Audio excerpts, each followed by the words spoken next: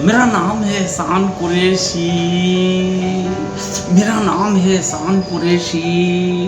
बातें करता हूँ कैसी कैसी, मीठी मीठी बातों में सबको फंसाता हूँ और रोते हुओं को भी हंसाता हूँ। जी मैं हूँ एहसान कुरैशी ओरिजिनल, और आप मुझे सुन रहे हैं। बहुत अच्छी बात आज इन बच्चों के साथ करने जा रहा हूँ, ज़रूर सुनिएगा। Thank you. दोस्तों, आज हम एक बहुत ही अहम मेहमान के साथ यहाँ पर मौजूद हैं, जिनका ताल्लुक़ थोड़ा फ़िल्म इंडस्ट्री से है और उन्होंने अपना करियर जो है कई ड्रामा से स्टार्ट किया। आप स्टेज आर्टिस्ट भी हैं और कई कॉमेडी शोज़ भी किए, और इसके साथ ही साथ आप हिंदी और उर्दू के बहुत बेहतरीन शायर भी हैं। तो जी बिल्कुल, मेरा कहने का मतलब ये है कि आज हमारे साथ यहाँ मौजूद हैं जनाब एहसान कुरैशी साहब। तो आइए आज हम उनसे चंद बातें यहाँ पर करेंगे। सबसे पहले तो आपका बहुत बहुत इस्तकबाल है, आपका वेलकम है कि आपने अपने बिज़ी शेड्यूल में से वक्त निकाला। आपसे चंद सवालात हैं, चंद बातें हैं जो आपके ज़रिए हम यहाँ पर करना चाहते हैं। सबसे पहले हमारा एक सवाल है कि जो ये हिंदी फिल्म इंडस्ट्री है, वो हम देखते हैं कि पूरे दुनिया भर में हिंदुस्तानी फिल्म इंडस्ट्री की हैसियत एक एम्बेसडर की है। वो हिंदुस्तान का जो कल्चर है, जो यहाँ की संस्कृति है, उसको दर्शाती है। तो इसको लेकर आपका क्या कहना है कि इस महाज पर या इस फ्रंट पर जो इंडस्ट्री है उसकी क्या जिम्मेदारी हो सकती है? सबसे पहले तो बहुत बहुत शुक्रिया, आपने याद किया, इस काबिल समझा।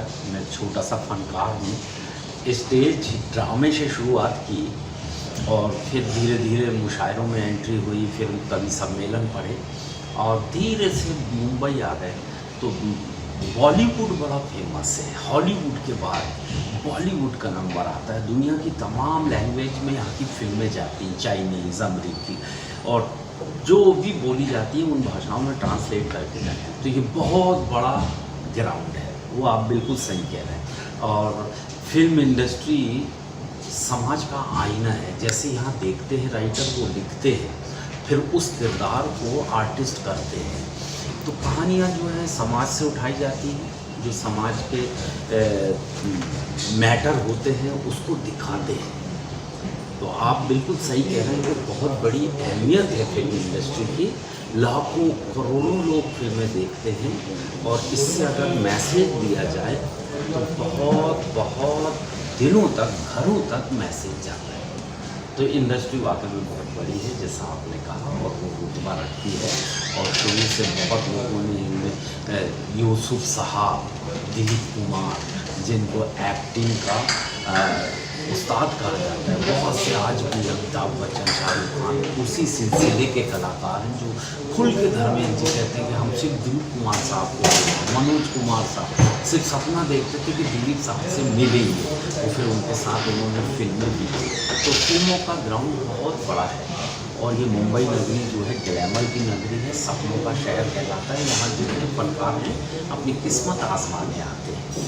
तो अब मैं आपका वो जो आप पूछना चाह रहे हैं, मैं उनको दो चार बातों में जवाब देने की कोशिश करता हूँ। तो फिल्मों का जनाब जो मैटर है ना, कहानियाँ हैं, तो समाज के मैटर उठाने चाहिए। और समाज में जैसे राष्ट्रीय एकता को लेकर हम बचपन में फिल्में देखा करते थे।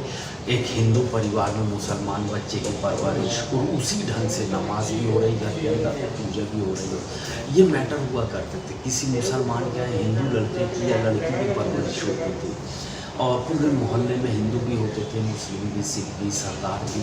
तो ये जो हिंदुस्तान है, रंग बिरंगा गुलदस्ता है, अलग अलग फूल है। तो हमारी जिम्मेदारी है, अगर मुल्क को बचाना है, तो ये तमाम समाज को, तमाम लोगों के साहित्य को और तमाम लोगों के मज़हब जो हैं, सब अपना अपने आज़ादी से जी सके, कोई किसी पे हमला ना करे, इसको लेकर फिल्में बनना चाहिए, और बनती हैं और उसका असर भी पड़ता है। जी, बहुत अच्छा एक आपने का जो जवाब था, जो हम पूछना चाह रहे थे, उसके ऊपर बहुत अच्छी बात आई। हम अपने अगले सवाल की तरफ बढ़ते हैं। जी, हमारा जो अगला सवाल है वो असल में इसको लेकर है कि फ़िल्में जो हैं आजकल, जो आपने कहा कि समाज के मसाइल को उठाती हैं, तो उसी को लेकर आज जो हो रहा है फिल्म इंडस्ट्री में, जो भी चीज़ें आती हैं, उसमें एक ये चीज़ है कि ज़रूरतमंदाना तस्वीर हो गई, या फिर हमारा जो तर्ज़ ज़िंदगी है, जो हमारा लाइफस्टाइल है, उसकी जो है वो तस्वीर कशी एक तरीके से फ़िल्म इंडस्ट्री करती है। तो इसमें आप क्या कहेंगे, क्या जो समाज में आज हो रहा है, क्या फ़िल्म उसका आईना है, या फिर फ़िल्म जब बनती है उसके बाद समाज में उसका इम्पैक्ट पड़ता है? इसके ऊपर आपका एक तबसरा अगर है तो। बहुत दोनों टाइप की फिल्में बनती हैं। या तो समाज में कोई घटना हो गई, बायोग्राफी अब आ रही हैं, लोगों की ज़िंदगियां दिखा रहे हैं। मलखान सिंह और मिल्खा सिंह भागते थे, दौड़ते थे, आज भी वो जिंदा हैं, 85 और 90 साल के हो गए, तो उन्होंने कैसा ओलंपिक जीता होगा। धोनी कप्तान बने और दुनिया के बेहतरीन कप्तान बने, उनकी बायोपिक देखी हमने, तो कैसे संघर्ष करके उन्होंने नौकरी की, रेलवे में कितना परेशान करते थे, लोग खेलने नहीं देते, लेकिन उनका एक जुनून था, मैं मुल्क के लिए खेलना चाहता था। इस बीच में आमिर खान साहब की हमने एक दंगल फिल्म देखी। एक पहलवान साहब हैं दिल्ली में, देश के बड़े महान, उनको बच्चे ही नहीं होते, बेटे नहीं होते थे, बेटियां थी। एक दिन दिमाग में आया, यार बेटियों को पहलवान न क्यों बनाया जाए, और फिर वो फोकट सिस्टर हैं, फोगाट, और उन पे आधारित फिल्म ये लड़की पहलवान बनी, तो लड़कियों को भी बराबर का मौका देना चाहिए। तो फिल्में कभी कभी समाज से उठाई जाती हैं, और कभी कभी ये लोग अपना प्रेम पेश करते हैं, तो इसका असर भी समाज में पड़ता है, क्योंकि बहुत सारा तबका फिल्में देखने जाते हैं ना, तो हम अगर अच्छी फिल्मों की तरफ जाएं तो अच्छी फिल्में चलती भी हैं, बनती भी हैं, लोग देखते भी हैं। यही वजह है कि ये सिलसिला ग्लैमर का अभी भी बना हुआ है। सड़कें जाम हो जाती ना, पता लगा इसके अंदर सलमान खान साहब बैठे, बड़ा से बड़ा मिनिस्टर आए तो रोड जाम ना हो, वहाँ सलमान खान की शूटिंग चल रही, लोग खड़े हो जाए। बड़े से बड़े मिनिस्टर की सभा है, तो किराए से आदमियों को लाना पड़ेगा, गाड़ियों में भर भर के खाना खिलाना। उसे ये बता दो कि सलमान शूटिंग पीछे बैक रोड में हो रही, तो हज़ारों की तादाद में लोग उनके दीदार करने वाले। तो ये एक पॉपुलैरिटी है, लोग इनको प्यार करते हैं, चाहे क्रिकेटर खिलाड़ी हो और चाहे फिल्म स्टार। फिल्म स्टार का बहुत मर्तबा है। तो आपका जो सवाल है, क्या ये बाद में इम्पैक्ट पड़ता है, ये भी सही है, लेकिन फिल्मों में वो मैटर उठाते हैं जिनको उठाना चाहिए और समाज को दिखाना चाहिए कि यार लड़के ही सब कुछ नहीं, अगर आप लड़कियां उनकी परवरिश ढंग से करोगे, एजुकेशन दोगे, तो ये भी दुनिया में आपका नाम रोशन कर सकती है। तो ये ऐसे मैसेज वाली फिल्म है। और फिल्मों का जब जिक्र आता है असलम भाई, तो मुझे मदर इंडिया यार, इस दुनिया को मैसेज दिया है, और वो जो राइटर ने 2 लाइन अपनी ज़िंदगी की कहानी लिख दिया, दुनिया में हम आए हैं तो जीना ही पड़ेगा, और जीवन है अगर जहर तो पीना ही पड़ेगा, संघर्ष ही जीवन है। आप गरीबी से भाग नहीं सकते, अल्लाह ने आपको इस मर्तबे में पैदा किया है, अब आप कोशिश करो, मेहनत करो, भागो नहीं। उसका शोहर भाग गया, मगर वो बच्चों को लेके, बैल मर गए, खुद कांधे में रख के हल चला रही है। एक ऐसी भारतीय नारी, एक ऐसी औरत, मदर इंडिया दिखाया गया। यही वजह है कि दुनिया की बेहतरीन फिल्में आज भी उनके जाना जाता है। तो फिल्मों का असर भाई बहुत पड़ता है, वो फिल्मों से लोग बहुत सीखते हैं। मेरा एक दोस्त है रियाज इंडिया, 5वीं क्लास भी नहीं पढ़ा, यूपी से भाग के आ गया, लेकिन आज कहता भाईजान इतनी चतुराई, इतना तहजीब तमीज़ मैंने फिल्मों से सीखी। ये भी एक किताब है, 100 किताब पढ़ो और एक फिल्म देखो, तो वो ज़ख़ीरे जो हैं वो फिल्म में कूट के भर देते हैं, जिससे हम सीख सकते हैं। तो अच्छे लोग अच्छाई सीखते हैं, बुरे लोग बुराई सीखते हैं, इसलिए हमको अच्छा ही सीखना चाहिए और अच्छा पक्ष देखना चाहिए। बिल्कुल, बहुत आपने बहुत अच्छी तरीके से चीज़ को समझाया कि ये बात बहुत अच्छी थी कि अच्छे लोग अच्छा ही सीखते हैं और बुरे लोग उससे बुराई सीखते हैं। वो सीखने वाले पर है कि वो क्या सीखते हैं। जी, एक आखिरी एक सवाल है, इसकी तरफ हम बढ़ते हैं अपनी। वो ये है कि हिंदुस्तानी फिल्म इंडस्ट्री को हमेशा से बड़े ख़ानदान, एक परिवार की तरह कहा जाता है। हिंदुस्तानी इंडस्ट्री जो है, फिल्म इंडस्ट्री एक परिवार है। तो आज जो उसमें जो भी आज हालात हैं, तो उसमें हालिया में जो भी मोड़ पर ये जो इत्तेहाद, मतलब ये जो पूरा अलायंस है, यूनिटी है लोगों की उसमें, तो आज आपको ऐसा महसूस होता है कि कहीं ना कहीं वो जो यूनिटी है वो कहीं ना कहीं मुतासिर हुई है आज के दौर में फिल्म इंडस्ट्री में, और उसके आगे बढ़कर जो लोगों की सलाहियतें हैं, जो लोगों की क्वालिटीज़ हैं, उसको लेकर कहीं ना कहीं तिजारत बोल सकते हैं, वो क्या आज फिल्म इंडस्ट्री में हो रही है? ये एक सवाल है आपसे। कभी भी एक चीज़ याद रखना, इंडस्ट्री का नाम ही प्रोफेशनल है। यहाँ लोग पैसा लगाते हैं, पैसा कमाते हैं। कोई समाज सेवा के लिए फिल्म बनाता है? नहीं। पैसे को देख के पैसा आता है। 1 करोड़ की फिल्म बनाकर वो 5 करोड़ कमाना चाहते हैं। अब 1 करोड़ तो बहुत छोटी सी बात है, आजकल की फिल्में 100 करोड़ से कम की बनती हैं। अब 100 करोड़ जिसके पास हो इस इंडस्ट्री में आए और अपना प्रोजेक्ट बनाकर डाले, और गारंटी नहीं है कि फिल्म 2 दिन में उतर जाए तो तुमको 20 करोड़ भी वापस ना आए, पूरे के पूरे 100 पानी में चले जाए। तो पैसे की यहाँ बहुत अहमियत है। एक विशेष दर्जा है, एक विशेष वर्ग है जो ये काम करता है। लेकिन अब आने वाले फ्यूचर में वक्त कहते हैं ना, सबके दिन बदलते हैं। तो अब छोटे प्रोड्यूसर बिना पैसे वाले लोग भी बना सकते हैं। OTT प्लेटफॉर्म आ गया, आपका मोबाइल आ गया, आप बना के यूट्यूब में डाल दो, घर में शूट कर लो, जो फन है आप इसमें डाल दो। अब दुनिया आपको भी देखेगी। पहले इसके लिए यहाँ स्ट्रगल करते थे। हमने ऐसे ऐसे लोगों की ज़िंदगी तबाह होते देखे, खुद शादी नहीं की, आए और कसम खाकर आए कि मैं फिल्मों में ही काम करूँ, और नहीं मिला। 1 साल, 2 साल, 3 साल, 20 साल, और आज ये हालत है कि वालिदैन उधर भूखे मर रहे हैं, बच्चे यहाँ भूखे मर रहे हैं। ना इनका कुछ हुआ ना उनका। उनकी क्या जिम्मेदारी? उनने तो पैदा किए थे यार कि बुढ़ापे में औलाद काम आएगी, और ये बदतमीज़ बच्चे सिर्फ स्टार बनने के चक्कर में वो छोड़ के आ गए माँ बाप की जिम्मेदारी। और फिर अब बस्ती को क्या मुँह दिखाएंगे, ये सोच के जाते नहीं। तो इधर बेटा मरा, उधर बाप। तो इससे मुझे बहुत तकलीफ़ होती है। स्ट्रगल का एक टाइम होना चाहिए। आपको फन है, ठीक है, आप फनकार हैं, आप बहुत अच्छे गुलकार हैं, बहुत अच्छे गाते हैं, आपको मिलेगा चांस। 1 साल, 2 साल, 5 साल दो, उसके बाद घर जाओ वापस, आप अपने शहर से करो। और अब तो मैं कह रहा हूँ कि यहाँ भी आने की ज़रूरत नहीं। अब आप इसमें हिट हो जाओगे तो ये इंडस्ट्री खुद जाएगी आपको लेने। यार उसको बुलाओ, वो पंजाबी में बहुत अच्छा गाना गाया, हिट हो गया, लाभ हम भी करवाते। अब ये दो। तो अब मैं जितने मुझे सुन रहे हैं, देख रहे हैं, बस उनसे गुजारिश है कि माँ बाप का दिल तोड़ के मत आना भाई, घर छोड़ के मत आना, और एक टाइम लेके आना कि मुंबई इतने दिन तक कि मैं काम मांगूंगा, मिल गया तो ठीक, नहीं मांगो। मुझे ताज्जुब होता है भाईजान, मुझे पास रोज कम से कम एक तो मिल ही जाता है। तो साल में मुझे 40-50 राइटर, शायर, मैं फिल्मों में गाने लिखना चाहता। भाई मैं फिल्म बनाता है नहीं, आपकी पहचान होगी, आप मेरे को बड़े बड़े लोगों से मिलवा दो। मैं खुद ही नहीं मिला आज, मेरे को 15 साल हो गए भाई, ना शाहरुख खान हाथ मिलाया मैंने, ना सलमान से मिलाया, ना अमिताभ जी एक दिन मेरे शो में सामने बैठे थे, सुनील पालो, मैंने वो शो के दौरान हाथ मिलाया। नहीं तो मुझे ज़रूरत नहीं। स्टेज पे जो आर्टिस्ट मिल जाते हैं उन्हीं से मुलाकात करते हैं, हम नहीं मिलवा सकते। अच्छा आप बहुत अच्छा लिखते हो, लेकिन है ना यहाँ लिखने वाले जिन्होंने 1000 फिल्में लिख दी। अनजान साहब के बेटे समीर साहब बैठे हैं ना यहाँ, हम क्यों जाए नए आदमी को मौका दें? ये हमारी कोई फिल्म वो यही लिखते हैं, पटाखने से वही टीम यही संगीत देते हैं, इनके साथ हमारी टीम बन गई है। आधी रात को वो लोग पटाखने से तो ये सारों के बीच में अब तुमको कौन मौका दिया? तो अब अपना गाना खुद बनाओ, खुद अपने शहर के नए गाना वाले से गवाओ, यूट्यूब में डालो, वो अब आ गया आपके पास, है ना?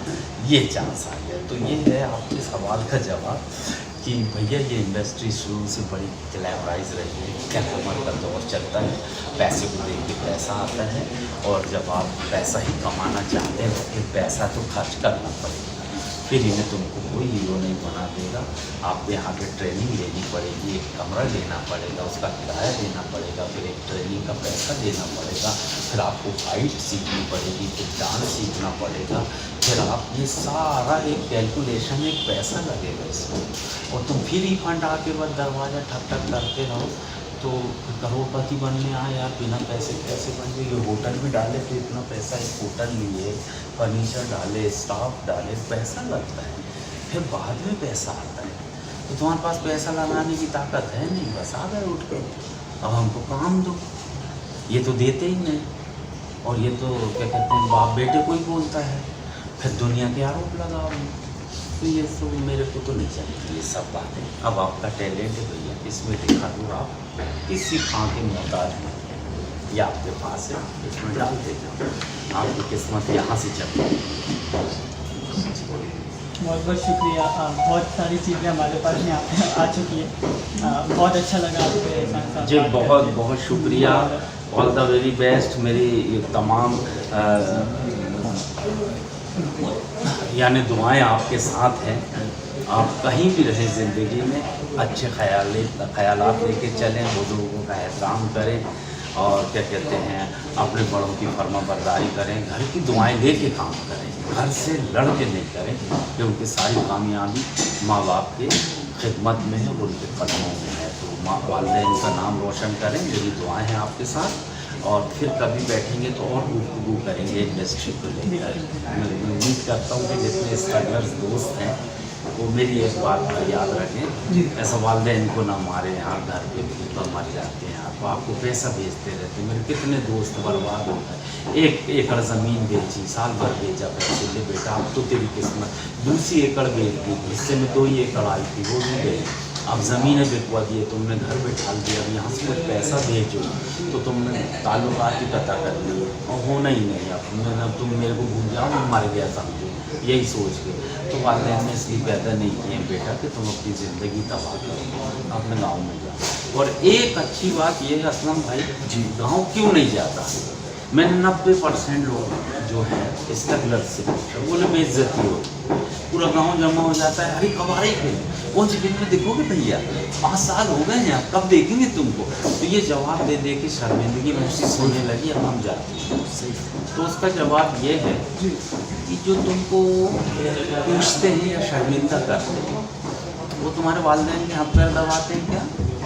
वो लोग रोज खाना देते हैं खिला के कि नहीं तुम्हारा बेटा एक दिन स्टार बनेगा, हमीद आज तेरे यहाँ से आन दो, रमेश आज तेरे यहाँ खाना है, बोले नहीं कोई फटे। फिर तो जो तुम्हारे वालिदैन को फटे पत्ते में नहीं पूछता, तुम उनकी फिक्र करते, और जो रात दिन तुम्हारी फिक्र करते हैं उनका रोने लगते हैं बच्चे, कहते हैं यार आज आपने आँख खोल दिया। और एक और उनकी हौसला अफजाई के लिए बात बोलता हूँ कि आपने टी-शर्ट और जीन्स बेचना शुरू नहीं चला, 6 महीने ही नहीं चला, बिजली का किराया भी आ रहा है अपने ऊपर, नौकरों का किराया दे रहे हैं, तो बिजनेस बदलते हो कि नहीं? हाँ, मोबाइल शॉप भी डालोगे, मोबाइल के पार्ट डालोगे, वो करो, उसमें भी नहीं चला, तो फिर तुम तीसरा डालोगे कि 20 साल तक वही करोगे। नहीं मैं कसम खाया हूँ चला के ही रहूँगा।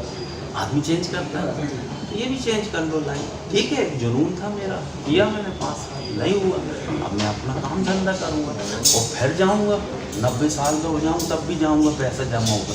एक अंगल 90 साल प्राण साहब का 80 के बाद, यहाँ उम्र की सीमा नहीं है, आप दादा परदादा बन सकते हैं। तो कभी भी आओ, पैसा कमा के आओ, पैसा बर्बाद नहीं करो। बस मेरी ये है एक इल्तिजा, कभी भविष्य में कभी बच्चे मुझे सुन रहे हों तो इस चीज़ का लिहाज। और साथ ही साथ आप एक अच्छे हिंदी और उर्दू के मशहूर शायर हैं। शायर तो हमने कहीं देखे, लेकिन उनकी शायरी में एक लेसन होता है, समाज की एक तड़प होती है, और समाज में जो चलते हुए जो जराइम है या जो गंदी या गलत चीज़ें चलती है, उसके लिए एक बहुत ही अच्छे अंदाज में एक मैसेज होता है। और हम देखते हैं कि सभी नौजवान, और जहाँ जहाँ भी आपने इस तरह की बात की है, नौजवानों से उसका बहुत ही फ़ौरन उसका असर लिया है। और ये कहने वाली बात नहीं, ये प्रैक्टिकल बात है।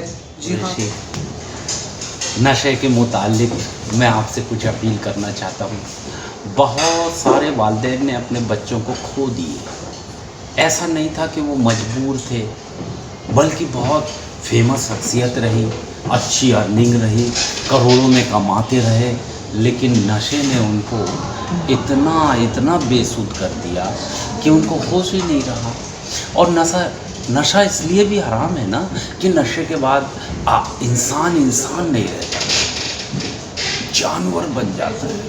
और इस नशे में क्या क्या काम हुए हैं मैं बता नहीं सकता, आप लोग खुद बेहतर जानते हैं। भाई ने भाई का मर्डर कर दिया, बच्चों ने बाप का मर्डर कर दिए, बाप पी के आया अपनी बीवी को कुल्हाड़ी से काट दिया।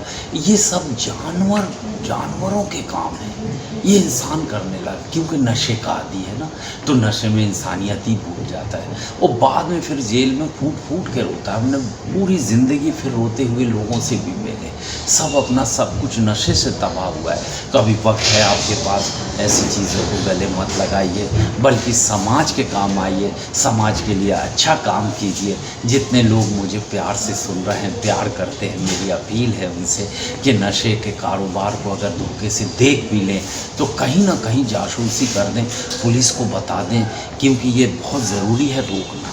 अच्छा, बहुत से लोग ये कहते हैं यार हम तो पीते नहीं, अब ये बच्चे गली में पी रहे हैं, सुट्टा मार रहे हैं, गांजे की बदबू आ रही है, बोले अपना क्या जा रहा है। लेकिन याद रखना, जब एक घर में आग लगती है वो धीरे धीरे पड़ोस को भी अपने आगोश में ले लेती है, तुम बच नहीं सकते। एक दिन ये नशा आपके बच्चों तक पहुंचेगा, तो अपने बच्चों को महफूज कीजिए, खुद महफूज रहिए, समाज को अच्छा समाज बनाने में सहयोग दीजिए, नशे से दूर रहिए। Thank you very much.